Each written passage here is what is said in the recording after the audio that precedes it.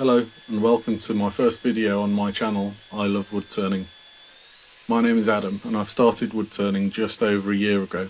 I'll introduce myself properly in the future, but this video is the very first. This is a technical turn for the creation of a jig for holding spheres. All I have in my hand at the moment is a 1/2 inch bowl gouge. I'm using that just to shape this piece of black walnut into a more symmetrical shape and ready for hollowing out for use as the main body of the sphere jig. This is a Simon Hope detail tool, very useful bit of kit.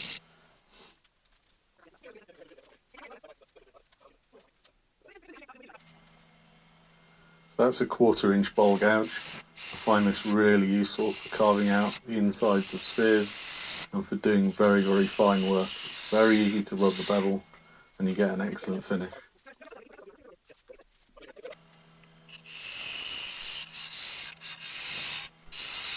Cut this piece of card to an exact 1/2 circle to use as a template basically, as you can see, and it gave me a perfect circle.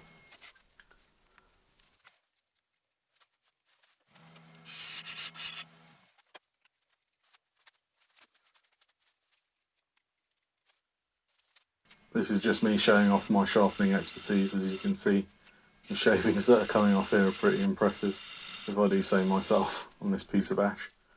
This is the lid and is marked out as such. Those markings are removed later as I sand the face, but as you can see now I'm putting those back on the piece. I'm using the rest as a guide to get a straight edge, and then this line is where we'll see the screw holes in a minute. So I'm drilling through the lid, through the body, all the way down a 5mm hole to take a 5mm bolt. You can see the black dot at the top of this screen. Those are the positions that the lid and the body were on at the same time, so that the holes are exactly correct. It's a useful thing to do to make sure that you always mark the same, because there will be some changes.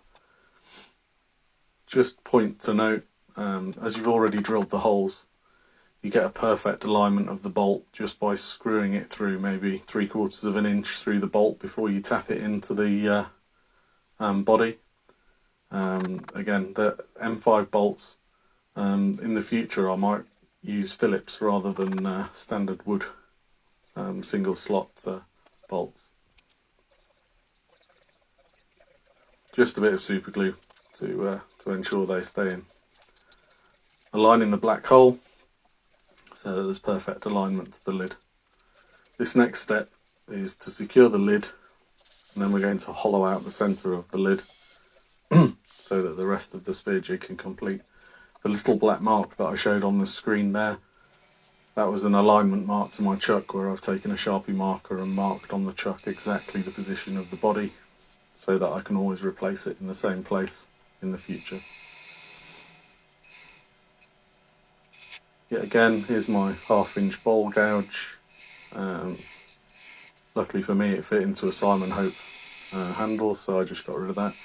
Ground to a 55-degree angle on the Sawbury Pro edge with a long grind.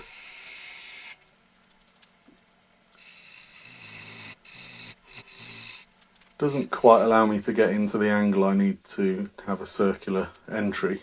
So as you can see here, I've got my negative rake scraper.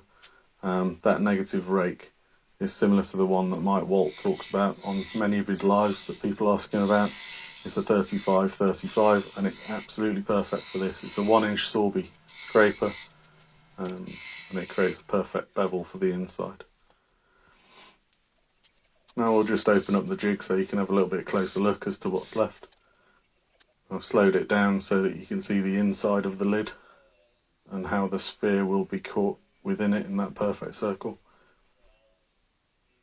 In a later version I put a few little bits of sandpaper in the bottom of the jig to help with gripping, but didn't really need to, but I put it in there anyway. So this was a bad choice of mine.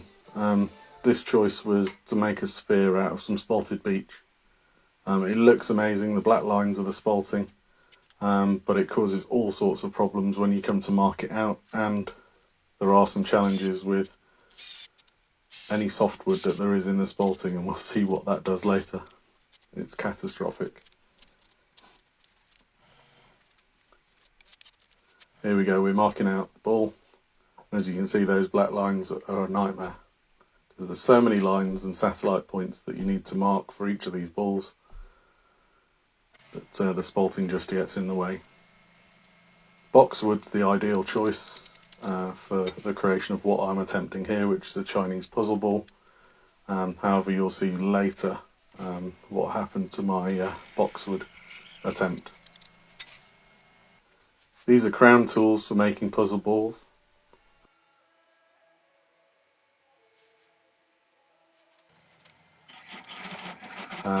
There are various options, but including making your own, but it's a time-consuming job, so I just decided to invest.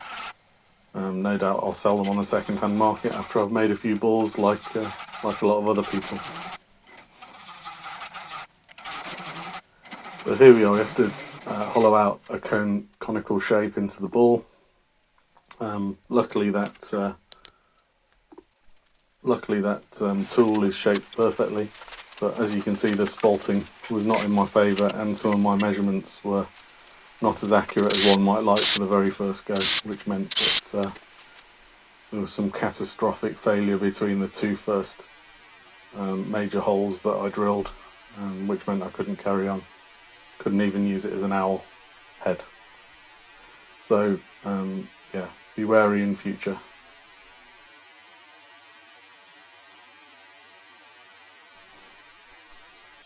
Thanks for watching. My very first video. If I sound a bit nervous, please hit like and subscribe to my channel if you haven't already. And here's some gotchas. This was a lovely piece of boxwood. Just one more cut.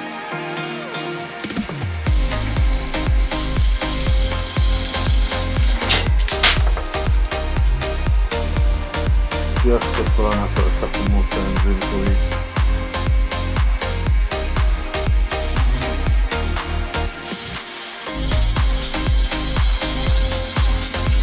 Thanks everyone, I'll see you soon. Smash that subscribe button and check out my Instagram channel where I'll hope to document all of my future pieces. Bye for now.